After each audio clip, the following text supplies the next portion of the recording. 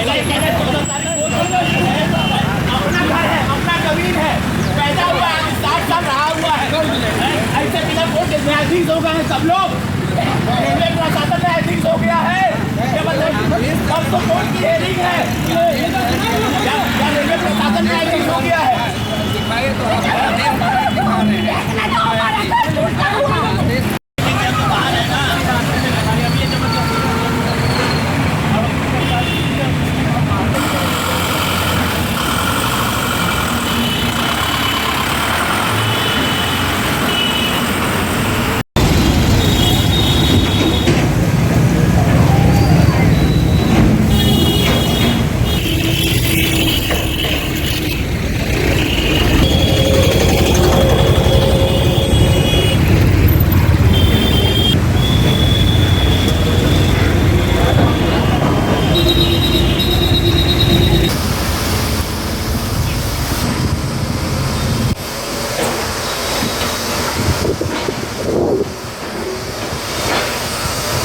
मेरा नाम राम धीरज है। मैं सर्व सेवा संघ का कार्यकर्ता हूँ, जेपी आंदोलन का सिपाही रहा हूँ। आज जिस तरीके से कार्रवाई हो रही है जिला प्रशासन और रेलवे दल की ओर से, क्या कहना है इस पर आपका? कितना दिन आंदोलन चला आपका? ये तो शुद्ध रूप से सरकारी गुंडई है, जिसको सरकार कर रही है कि जिस बिल्डिंग में जयप्रकाश जी रहे थे, विनोबा जी रहे थे, उसको ये सरकार गिरा रही है। इतिहास, देश के इतिहास को समाप्त कर रही है। क्योंकि इनका खुद का इतिहास नहीं है, इसलिए इतिहास मिटाने में लगे हुए हैं। ऐसा तो गुंडा भी नहीं करता है जैसे ये सरकार कर रही है। इसलिए ये जो सामने ध्वस्त कर रहे हैं, कल इनकी सरकार भी इसी तरह से ध्वस्त होगी। आप लोग कोर्ट में भी बैठ रहे हैं, तो आज शायद कल हेयरिंग की तारीख किया था। ये कोर्ट क्या, कोर्ट की भी नहीं मान है, किसी की भी बात नहीं मानना है। इन्होंने तो सारे, जो कभी भी नहीं होता है, यहाँ नियम बदल करके एक दिन में एक गलत आदमी से, एक फर्जी आदमी से एप्लीकेशन ले करके उसको उन्होंने जांच करवा ली, उसके आधार पर रिपोर्ट लगा दी, सर्व सेवा संघ का नाम खारिज करके रेलवे का नाम चढ़ा दिया। तो ये तो शुद्ध रूप से सरकार है।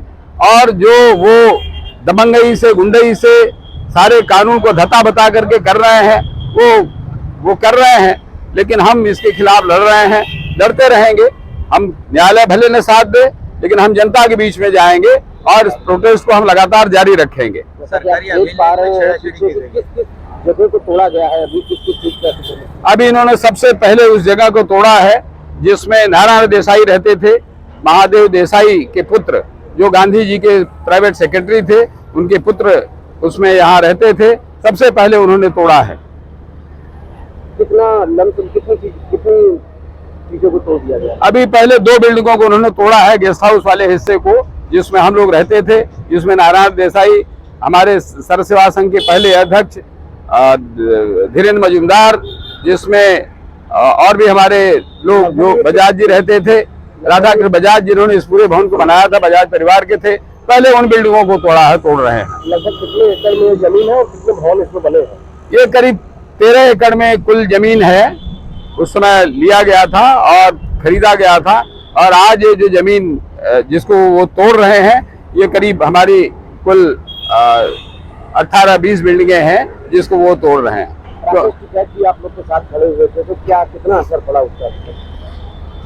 ये वो सारे लोग खड़े थे, आगे की रणनीति भी थी शायद उसी से, क्योंकि हम लोग 11 अक्टूबर को मिलने वाले थे जयप्रकाश जी के जन्मदिन पर। 1 लाख देश भर से लोग इकट्ठे होंगे। इससे सरकार हिल गई है और उन्होंने ये कहा कि भाई इससे पहले के लोग आए उसको निस्तनाबूद कर देना है, क्योंकि इस सरकार को हर हालत में हिंदुस्तान के उस इतिहास को मिटा देना है जिसकी वजह से लोग प्रेरित होते हैं। लोगों के अंदर प्रेरणा न जगे, लोग केवल सांप्रदायिक हो करके आपस में लड़ते रहे, हिंदू मुसलमान को काटते मारते रहे, बस इतनी इस सरकार की इच्छा है। 2024 में किस तरीके की रणनीति रहेगी सरकार को लेकर आप लोगों को? ये देखिए, सीधी बात है कि हम गांधी, विनोबा, जयप्रकाश के वैचारिक रिश्ते के लोग हैं। हमें मानते हैं कि पूरे समाज में एक साथ लोगों को मिलकर रहना चाहिए। लेकिन यह सरकार लोगों को बांट करके रहना चाहती है, देश को चलाना चाहती है। ये जो बांटने का काम हम उसको नहीं करने देंगे। इसलिए ऐसी सरकार जो लोगों को घृणा फैला रही है, जो लोगों को बांटने का काम कर रही है, ऐसी सरकार को हम कभी भी नहीं बर्दाश्त करेंगे, चाहे जो भी हो जाए। मैंने पहले भी कहा था कि चाहे सरकार गोली चलाए, तोप चलाए, बंदूक चलाए, चाहे हम सब लोगों को बुलडोज कर दे, चाहे इन बिल्डिंगों को बुलडोज कर दे, लेकिन हम इस सरकार के खिलाफ अंतिम दम तक लड़ते रहेंगे। जब भी चुनाव होगा जनता के बीच में जाकर कहेंगे। अभी भी कल से हमारी यात्रा शुरू होगी और पूरे देश में जाकर हम इस बात को कहेंगे। मेरा नाम रंजू सिंह है। रंजू जी, आज की पूरी कार्रवाई हो रही है, इसको इसका जिम्मेदार मानेंगे? इसके जिम्मेदार हमारी सरकार है, क्योंकि सरकार के बिना तो कुछ होता नहीं है।